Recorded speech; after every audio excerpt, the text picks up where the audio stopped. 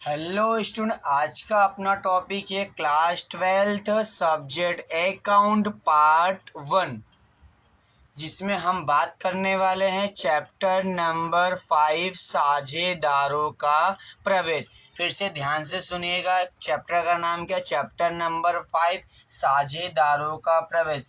इससे पहले वीडियो में हमने क्वेश्चन नंबर 11 सॉल्व कराया था। ये 4th नंबर का वीडियो। कौन से नंबर का वीडियो? 4th नंबर का। अगर आपने ना देखे हो तो प्लीज आप जाके पिछला वीडियो आप देख लीजिएगा।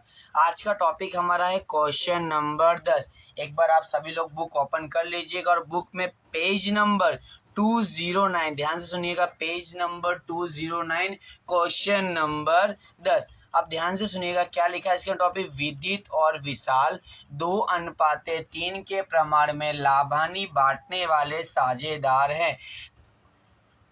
तारीख 31/3/2016 के दिन उनकी पेड़ी की पक्की तलपट आपको निम्न अनुसार दिया हुआ है।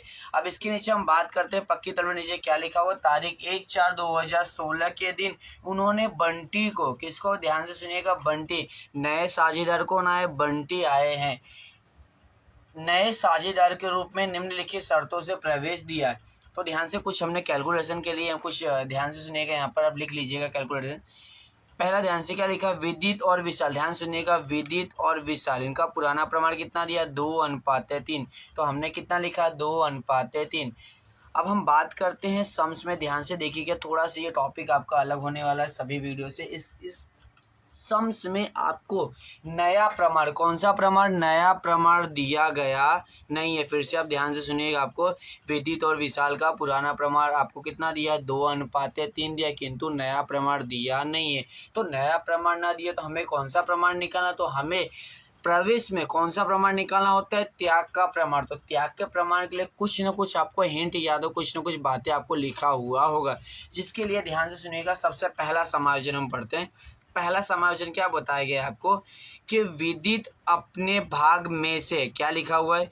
विदित अपने भाग में से 1/4 का भाग और विशाल अपने भाग में से 1/8 का भाग बंटी के पक्ष में क्या कर रहे हैं? त्याग कर रहे हैं। क्या कर रहे हैं? त्याग कर रहे हैं। तो इसका मतलब ये हुआ है कि आपको त्याग का प्रमाण दिया हुआ है, बट उसमें क्या करना है? थोड़ा सा आपको कैलकुलेशन में आपको ध्यान देना है। क्या लिखा? फिर से ध्यान से सुनिएगा, यहाँ पर कुछ मैंने फिर से आपके लिए लिख लिया। ध्यान से क्या लिखा गया है?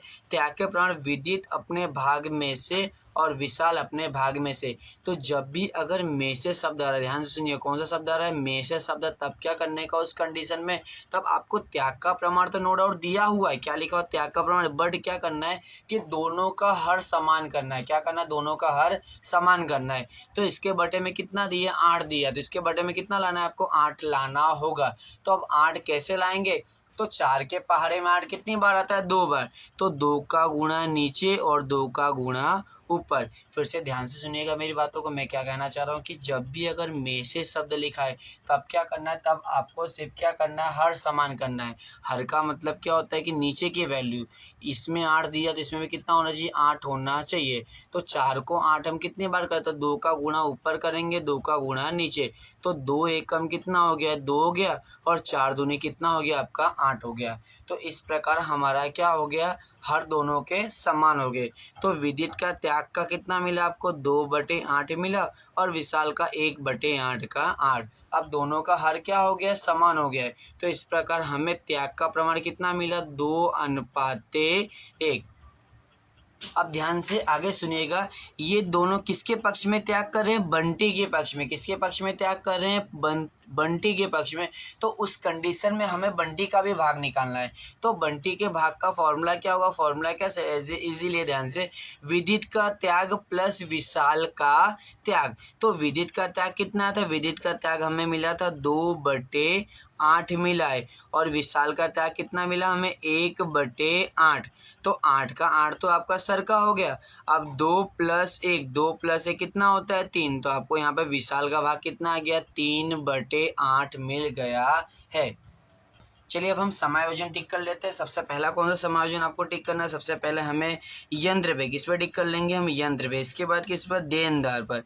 इसके पश्चात किस पे करना है हमें? इसके पश्चात विनियोग पर। इसके पश्चात किसे करेंगे? कारीगर मुआवजा अनामत पर। इसके पश्चात लेनदार पर। तो इस प्रकार हम क्या करेंगे, हम सभी समायोजन पे हमने क्या कर लिया, टिक कर लिया। अब हम सम्स की शुरुआत करते हैं। ध्यान से देखिएगा कैलकुलेशन, ध्यान से सुनिएगा। फिर से मैं रिपीट करना चाहता हूँ, अपना कौन सा क्वेश्चन नंबर 10 हम सॉल्व करा रहे हैं। और यहाँ पर आपके कितने, ध्यान से सुनिए, खाते कैसे बनेगा। सबसे पहला खाता आपका पुनः मूल्यांकन खाता, दूसरा साझेदारों का पूंजी खाता, तीसरा आपका रोकड़ खाता, चौथा आपका पक्की तलपट। अब ध्यान से सुनिएगा, यहाँ पर हमें सबसे पहले क्या ध्यान रखना है, तो सबसे पहले हमें पुराना प्रमाण तो कितना दिया है, 2:3 दिया है। क्यों, क्योंकि सभी चीज़ें हम क्या करेंगे, पुराने प्रमाण में हम बांटेंगे। चलिए हम सवाल की शुरुआत करते हैं। ध्यान से पहला टॉपिक, तो सबसे पहले आपको क्या लिखा हुआ है, पूंजी। तो पूंजी की एंट्री क्या आती है, ध्यान से, पूंजी की एंट्री आपको पूंजी खाते के जमा पक्ष में क्या करेंगे, पूंजी की एंट्री पूंजी खाते के जमा पक्ष में लिखेंगे, शेष आगे लाए, शेष आगे लाए। अब ध्यान से यहाँ पे आप साइंस में देखिएगा कि आपको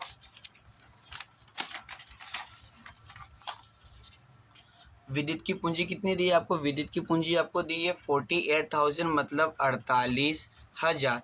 और विशाल की पूंजी कितनी दी है आपको, 60,000। और लास्ट क्या करेंगे, बंटी में हम डैश कर देंगे। फिर से इसके बाद क्या नाम लिखा आपको, आकस्मिक अनामत। रकम कितनी दी है आपको, रकम दी है 9,000।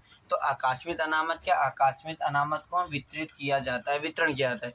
तो हम साझेदारों की पूंजी खाता हम लिखेंगे आकस्मिक अनामत खाता। अब सभी चीज़ें मैंने इससे पहले आपसे बात की, सभी चीज़ें पुराने अनुपात में। तो इसकी अमाउंट कितनी दी है आपको, 9,000। ध्यान सुनिएगा, कैल्सी में टाइपिंग करिएगा आप, 9,000 गुणे 2/5। तो कितनी रकम मिल गई आपको, 3600। फिर से हम क्या करेंगे, 9,000 गुणे 3/5, तो रकम कितनी मिल गई आपको, 5400। फिर से हमने 5 क्यों किया, क्योंकि 2 और 3 कितना होता है, ध्यान सुनिएगा, 2 और 3 कितना होता है आपका, 5 होता है। इसके बाद क्या नाम लिखा है, कारीगर मुआवजा अनामत। क्या नाम लिखा है, कारीगर मुआवजा अनामत। रकम कितनी दी आपको, 24,000। तो इसमें हमने टिक किया है, तो टिक किया मतलब क्या, समायोजन। तो कहाँ दिया है, पूंजी दायित्व के पक्ष में। तो हम भी जाएंगे पूंजी दायित्व में, लिखेंगे कारीगर मुआवजा अनामत। शॉर्ट में लिख रहा हूँ, प्लीज़ आप मत लिखिएगा। कितनी रकम लिखा है, 24,000 हम अंदर की तरफ हम लिखेंगे। इसके बाद क्या दिया है, विनियोग अनामत। विनियोग के साथ टॉपिक जुड़ा हुआ है, इसे हम बाद में सॉल्व करेंगे। इसके बाद लेनदार, लेनदार पे भी हम क्या करेंगे, लेनदार पे भी हमने टिक किया, तो रकम कहाँ आएगी, रकम अंदर की तरफ लिखेंगे। कितना लिखेंगे, 30,000। इसके बाद क्या लिखा है, दुबटे अनामत। जो देनदार के साथ टॉपिक है उसे हम बाद में सॉल्व करेंगे। अब आ जाते हैं हम संपत्ति लेना। संपत्ति लेना, पहला क्या नाम लिखा है आपको, मकान। मकान पर कोई समायोजन नहीं है। रकम इसकी कहाँ आएगी, रकम इसकी सीधा हम बाहर कर देंगे, मकान रकम 66,000। इसके बाद क्या लिखा है, इसके बाद यंत्र, यंत्र की रकम कहाँ आएगी, यंत्र की रकम अंदर की तरफ 30,000। इसके बाद क्या लिखा है आपको, स्टॉक, और स्टॉक की रकम सीधा बाहर कितना है, 18,000। इसके बाद देनदार, देनदार पे हमने टिक किया, तो अमाउंट अंदर कितना है, ये 39,600। इसके बाद ध्यान से सुनिएगा, बैंक, बैंक ये शब्द कहाँ लिखा जाता है, तो जब भी संपत्ति लेना में बैंक या रोकड़ शब्द हो तो हमेशा रोकड़ खाते के उधार पक्ष में लिखेंगे, शेष आगे लाए। कितनी अमाउंट दी आपको, 8400 मतलब कि 8400। इसके बाद क्या दिया है, विनियोग, विनियोग पर हमने टिक किया, तो रकम कहाँ लिखा जाएगा, विनियोग की रकम आएगी पक्की तलपट के संपत्ति लेना में रकम अंदर की तरफ। तो हम लिखेंगे विनियोग, और रकम अंदर कितनी आएगी, अंदर आएगी आपकी 18,000। इस प्रकार हमने क्या किया, हमने जनरल एंट्री, सामान्य एंट्री हमने कर ली। जो एंट्री जहाँ जा रही है वहाँ पर हमने लिखे। अब हम बात करते हैं समायोजन पर। किसकी बात करते हैं हम, समायोजन पर। समायोजन नंबर पहला, मैं फिर से आपको समझाना चाहता हूँ, ध्यान से सुनिएगा। पहले में क्या लिखा है, विदित अपने भाग में से 1/4 भाग और विशाल अपने भाग में से 1/8 भाग बंटी के पक्ष में त्याग करेंगे। तो ध्यान से सुनिएगा, अब यहाँ पर आपको क्या प्रमाण दिया, तो यहाँ हमें त्याग का प्रमाण दिया है। तो ध्यान से, इससे पहले मैंने 10 सेकंड पहले मैंने आपको समझा था, फिर से समझाना चाहता हूँ।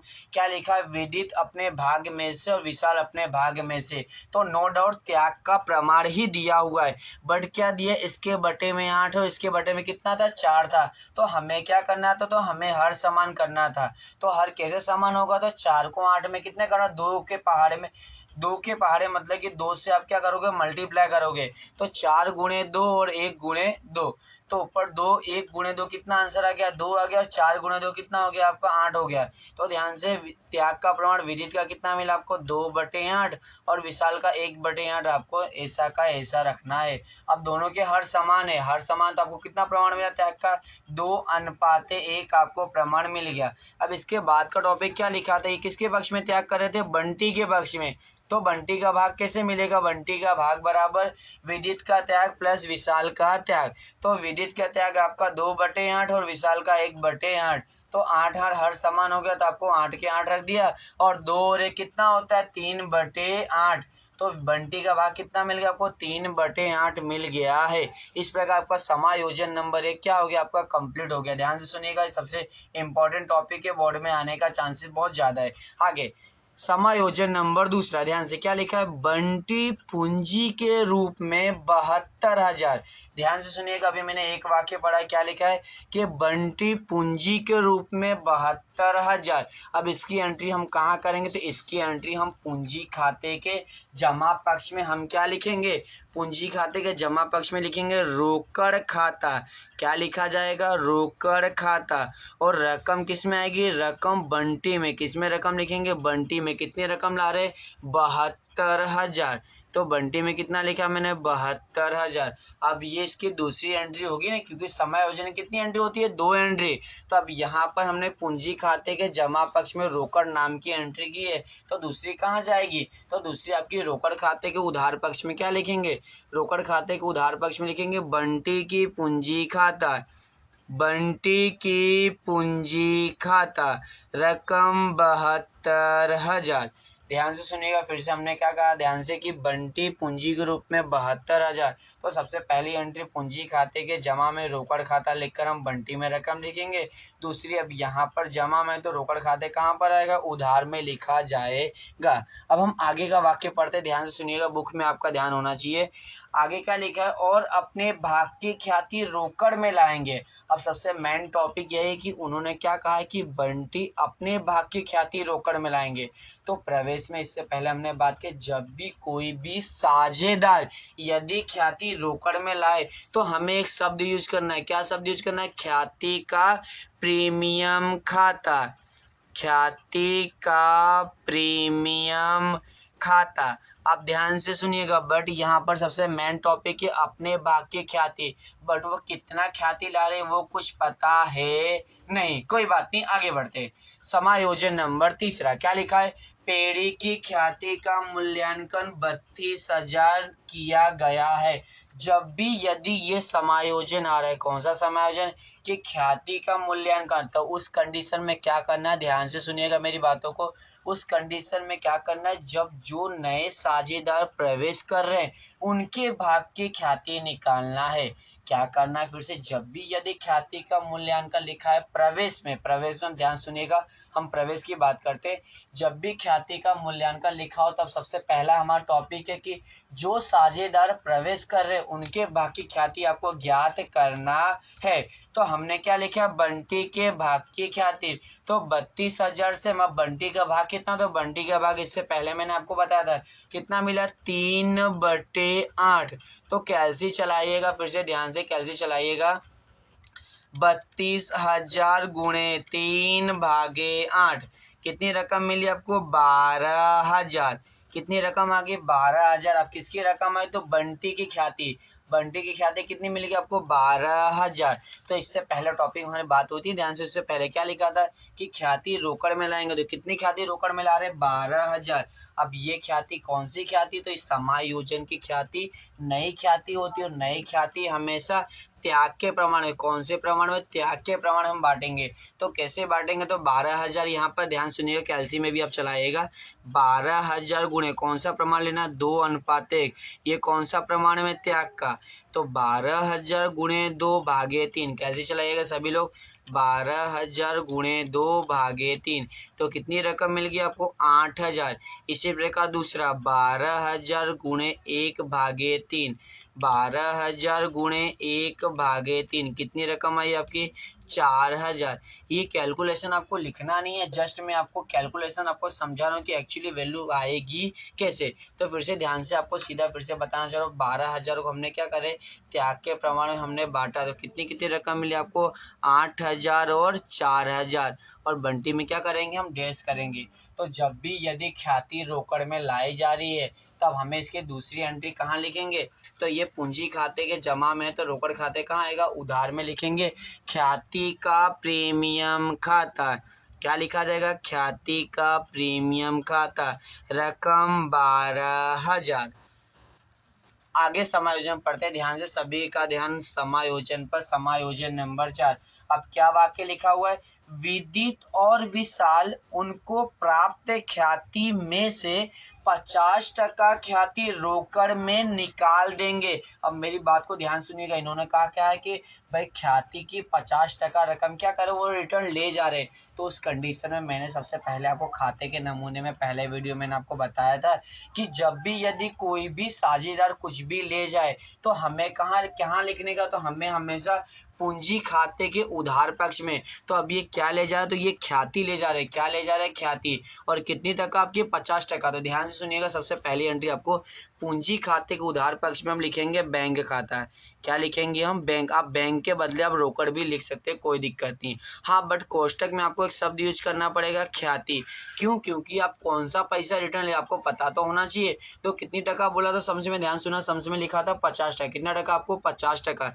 तो इससे पहले ये आपको 8,000 लिखा ना हमने, ये 8,000 का 50% कितना होगा, 8,000 का 50% 4,000, और 4,000 का 50% 2,000। ध्यान से फिर से सबसे सिंपल टॉपिक है, ध्यान सुनिएगा कि 50% ख्याति रोकड़ निकालेंगे। रोकड़ शब्द लिखा है तो यहाँ पे आप रोकड़ लिखो या बैंक लिखो, एनी कोई भी दिक्कत नहीं चलेगा।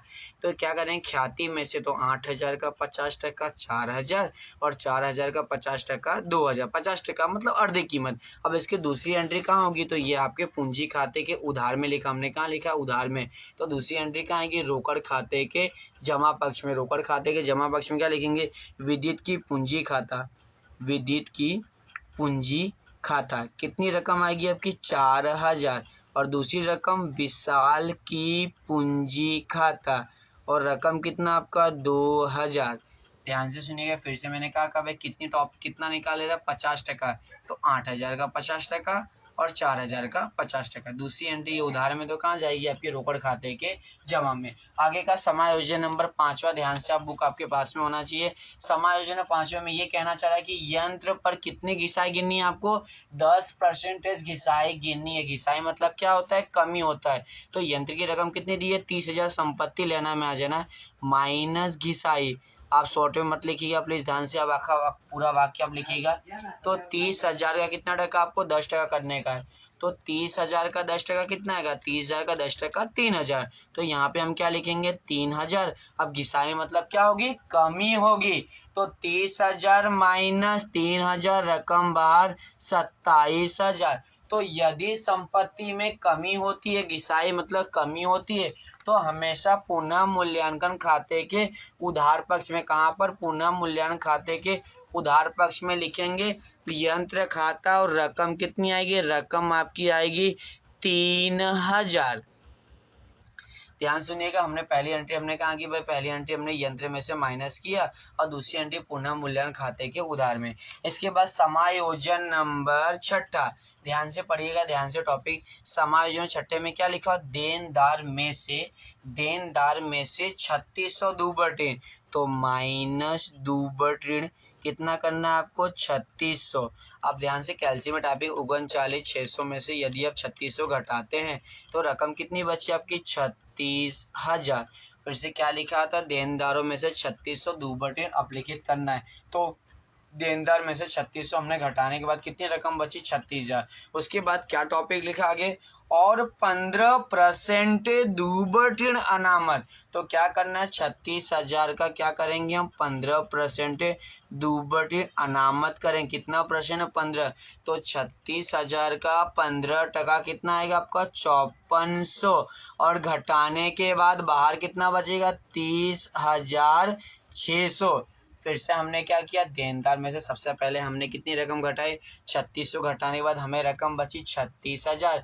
फिर 36,000 का हमने 15% दूबर ऋण में कितना आया 5400, और घटाने के बाद बाहर कितना कर देंगे 30,600। अब इसके बाद इसकी दूसरी एंट्री ध्यान से सुनिएगा, दूसरी एंट्री क्या होगी, तो हमारा दूबर ऋण कितना है 3600, और दूबर ऋण की एंट्री हमेशा कहाँ होती है, पुनः मूल्यांकन खाते के उधार पक्ष में। तो क्या लिखेंगे उधार पक्ष में, सबसे पहले लिखेंगे दूबर ऋण, क्या लिखेंगे दूबर ऋण खाता, और कितनी रकम आएगी आपकी 3600।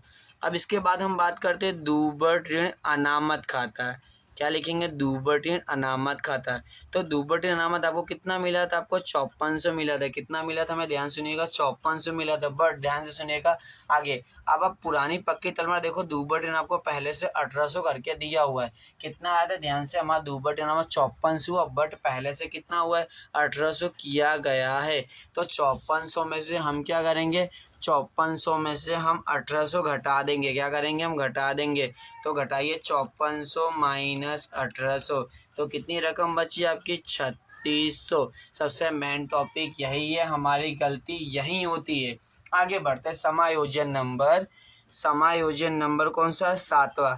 क्या लिखा हुआ है, विनियोग की बाजार कीमत है जो बही में लिखनी। कितनी है, 9000 है। कितनी बाजार कीमत 9000, तो पहले विनियोग कितना दिया था, पहले आपको विनियोग दिया था 18,000। अब एक्चुअली अब इसकी वैल्यू कितनी हो गई 9000, तो कितनी कमी हुई 9000 कमी हुई ना, तो माइनस कमी, माइनस कमी 9000, और बाहर कितना करेंगे आपका आएगा, बाहर आ जाएगा 9000। अब ध्यान से सुनिएगा, ये टॉपिक भी सबसे इम्पोर्टेंट है। अब आपको सबसे पहले कितना दिया, तो आपको विनियोग दिया हुआ था 18,000। 18,000 के बदले में अब इसकी बाजार कीमत 9000 हुई। मतलब एक्चुअली आपको नुकसान कितने का, आपको नुकसान 9000 का आपको नुकसान हुआ है। मतलब नुकसान मतलब क्या हुई, आपको कमी हुई। यदि, लेकिन ध्यान सुनिएगा, नुकसान की भरपाई के लिए हमें हमें क्या दिया होता, तो हमें हमेशा विनियोग अनामत। तो विनियोग अनामत कितना दिया आपको 7200। तो यहाँ पर हम लिखेंगे विनियोग अनामत आपको 7200 दिया है। अनामत का मतलब क्या होता है, नुकसान की भरपाई करने के लिए। तो 7200 हमने क्या पैसे रखे थे, इनमें से अभी हमें नुकसान कितने को हो रहा है, 9000 का नुकसान हो रहा है। तो यदि हम 7200 में से अगर 9000 घटा देंगे, तो अभी भी हमें कितने का, अभी भी हमें 1800 का नुकसान हो रहा है। फिर से मेरी बातों को ध्यान सुनिएगा, यदि कोई संपत्ति, सपोज अगर आप ध्यान सुनिएगा, अगर हमने क्या किया, हमने विनियोग 18,000 की थी, अब पता चला कि भाई अब उसकी मार्केट वैल्यू कितनी हो गई 9000, तो हमें नुकसान कितने का पड़ा, तो हमें नुकसान 9000 का हो गया। अब नुकसान की भरपाई करने के लिए हम क्या करते, कुछ बचत रखते कि नहीं रखते, एज्यूम तरीके। तो इसी प्रकार तो यहाँ पर कंपनी में, धंधे में बचत के रूप में क्या रखा जाता है, बचत के रूप में अनामत रखी जाती है। तो अनामत कितना रखी गई थी 7200। अब 7200 में से हमें नुकसान कितने का हुआ 9000 का, तो अभी भी तो हमें कितने का 1800 का अभी भी नुकसान हो रहा है ना। और नुकसान की एंट्री हमेशा कहाँ आती है, नुकसान की एंट्री हमेशा पुनः मूल्यांकन खाते के उधार में कितना लिखेंगे, क्या लिखेंगे, पुनः मूल्यांकन के उधार में लिखेंगे पुनः मूल्यांकन खाते उधार में लिखेंगे विनियोग खाता, विनियोग खाता। और नुकसान कितने का हुआ, हमें 1800 का नुकसान हुआ है। ध्यान से, ये टॉपिक में हमारी गलती होती है कंफर्म, ध्यान से सुनिएगा। आगे बढ़ते समायोजन नंबर 8वां। क्या लिखा हुआ है, कारीगर मुआवजा पेटे 30,000 दावा क्या हुआ, स्वीकृत किया गया है। तो पहले कारीगर मुआवजा कितना दिया था आपको, फिर से दायित्व में आज पहले आपको दिया था 24,000, अब कितना हो गया, अब 30,000 हुआ। तो क्या किया हुआ भाई, आपको वृद्धि हुई ना, तो प्लस क्या लिखेंगे, प्लस वृद्धि। कितने की वृद्धि हुई, तो समथिंग समथिंग वृद्धि आपको कितने की 6000 की क्या हुई, आपको वृद्धि हुई है। और रकम बाहर कितना हो जाएगा आपका 30,000। अब ये भी टॉपिक आपको बहुत ही कंफ्यूजन था, तो थोड़ा सा आप लिख लीजिएगा ध्यान से कहीं पे भी, कि यदि ध्यान सुनेगा, यदि कारीगर मुआवजे में अनामत में यदि कमी होगी तो हम क्या करेंगे, हम पूंजी खाते के जमा में क्या करेंगे, हम बांटेंगे। क्या करेंगे, हम बांटेंगे। लेकिन यदि कारीगर मुआवजा में अगर वृद्धि हो रही, क्या हो रही वृद्धि, तो उसकी एंट्री हमेशा पुनः मूल्यांकन खाते के उधार पक्ष में लिखा जाएगा। ये बात को आप ध्यान से लिख लीजिएगा तो आपको कन्फ्यूजन नहीं होगा। क्यों? क्योंकि कभी कभी हम कभी हम यहाँ पर बांट देते और कभी हम नहीं बांटते, तो कन्फ्यूजन आपको क्या रह नहीं जाएगा नहीं। फिर से तो हमारे में क्या होता है, ध्यान से, हमारे वृद्धि हुई ना, मैं कितने, तो हम क्या करेंगे, पुनः मूल्यांकन खाते के उधार पक्ष में लिखेंगे। तो आपका पुनः मूल्यांकन खाता ये रहा, तो इसके उधार में लिखेंगे, क्या लिखेंगे, कारीगर मुआवजा अनामत खाता, और कितनी रकम आएगी आपकी, 6,000। आगे का समायोजन नंबर, कौन सा आपका समायोजन नंबर आपका है, लास्ट 9वां समायोजन। लेनदारों को 10% रकम नहीं चुकानी है। मतलब क्या, मतलब कमी हुई ना भाई लेनदार को, तो लेनदार की अमाउंट पहले कितनी, 30,000, तो माइनस क्या करेंगे, नहीं चुकाना है, कमी जो भी आप लिखना चाहते हैं। 30,000 का 10% कैसे करेंगे, ध्यान से, 30,000 टाइपिंग करिए, गुणे 10%, कितनी रकम आई आपकी, 3,000, और घटाने के बाद बाहर कितना बचेगा, 27,000। तो कभी भी अगर लेनदार को नहीं चुकाना तो उसकी एंट्री हमेशा कहाँ की जाती है, हमेशा पुनः मूल्यांकन के जमा पक्ष में। कहाँ लिखते हैं हमेशा, तो हमेशा लिखा जाता है पुनः मूल्यांकन के जमा पक्ष में। हम क्या लिखेंगे, लिखेंगे हम लेनदार खाता, रकम बाहर कितना आएगा आपका, 3,000। कभी भी लेनदार को नहीं चुकाना है, हमेशा यहीं पर लिखा है, तो आप ध्यान रखिएगा। इस प्रकार हमारा क्वेश्चन नंबर 10 क्या हुआ, कंप्लीट हुआ। अब हम क्या करेंगे, अब हम खाते बंद करेंगे। प्लीज खाते आप ध्यान से बंद करिएगा। चलिए ध्यान से, सबसे पहले हम उधार पक्ष का टोटल करते हैं, कितना लिखा हुआ, 3,000, 3,600, 3,600, 1,800 और 6,000। तो आपका टोटल कितना है, इस बार आपका उधार पक्ष का योग ज़्यादा है, कितना रकम है, 18,000। अब यही हम रकम क्या करेंगे, जमा पक्ष में लिखेंगे, 18,000।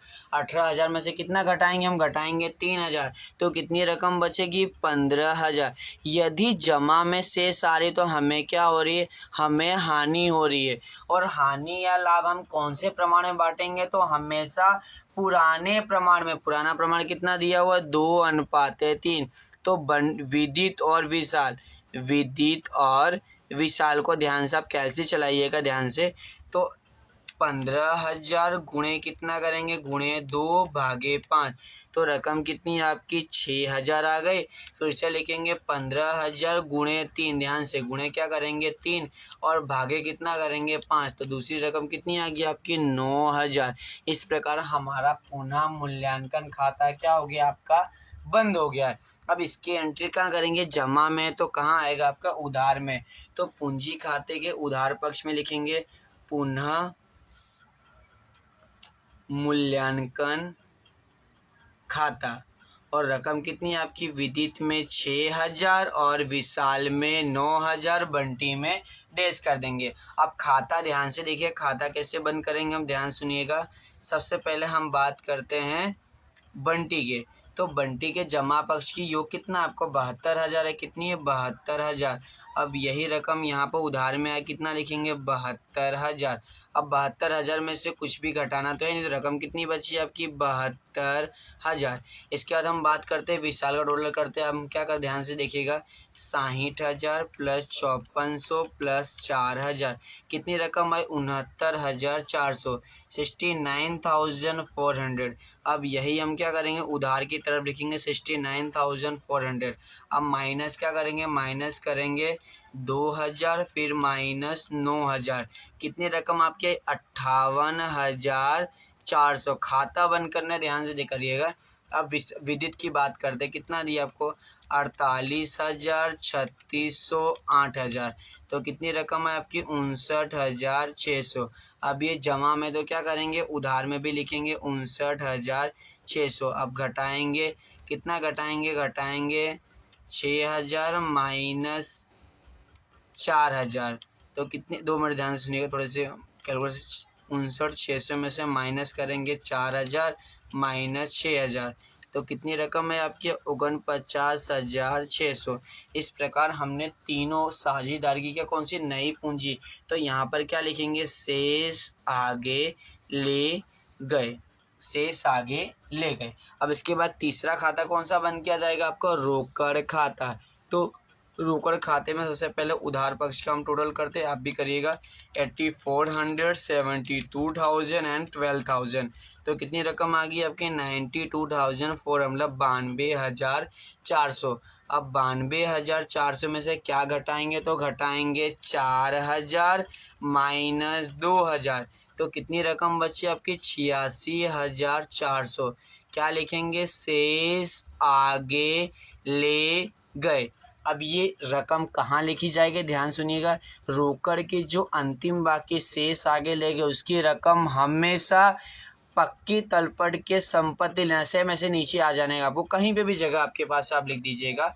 जैसे मेरे पास सबसे लास्ट में जगह, तो मैं लास्ट में लिखूंगा रोकड़ और रकम 86,400। ध्यान से कौन सी रकम लिखी है, तो ये जो आपको खाते क्लोज किए वो सबसे नीचे आपको संपत्ति लेना में कहीं पे भी आपकी जगह वहाँ पर रोकड़ करके आप एंट्री लिख लीजिएगा। इसके बाद ये तीनों की जो पूंजी आपको, तीनों भागीदार की जो पूंजी मिली वो कहाँ लिखा जाएगा, तो हमेशा पूंजी दायित्व के सबसे ऊपर में क्या लिखेंगे, पूंजी लिखेंगे और लिखेंगे विदित, फिर क्या लिखेंगे विशाल और फिर क्या लिखेंगे बंटी। कितनी रकम आएगी 49,600। ध्यान से देखिएगा 58,400 फिर 72,000। अब तीनों का प्लस करके हम बाहर करेंगे तो 49,600, ध्यान से करिएगा 58,400 फिर 72,000। तो रकम बाहर कितनी है आपकी 1,80,000। अब हम क्या करेंगे, दोनों पक्ष का योग एक समान आना चाहिए।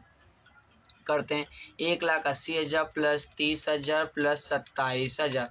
तो इसका योग मेरा कितना है 2,37,000 आंसर आ गया है। अब हम संपत्ति लेना करेंगे ध्यान से 66,000 plus 27,000 plus 18,000 plus 30,600 plus 9,000 plus 86,400। तो इसका भी योग कितना आ गया आपका 2,37,000।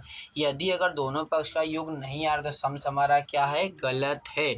तो अगर अभी भी कोई भी अगर आपको डाउट रहेगा तो प्लीज़ आप कमेंट करिएगा। और जो भी सम्स यदि आपको सीखना हो प्रवेश में तो एक बार आप कमेंट करिएगा, आपको वो सम्स क्या सॉल्व कराया जाएगा। Thank you.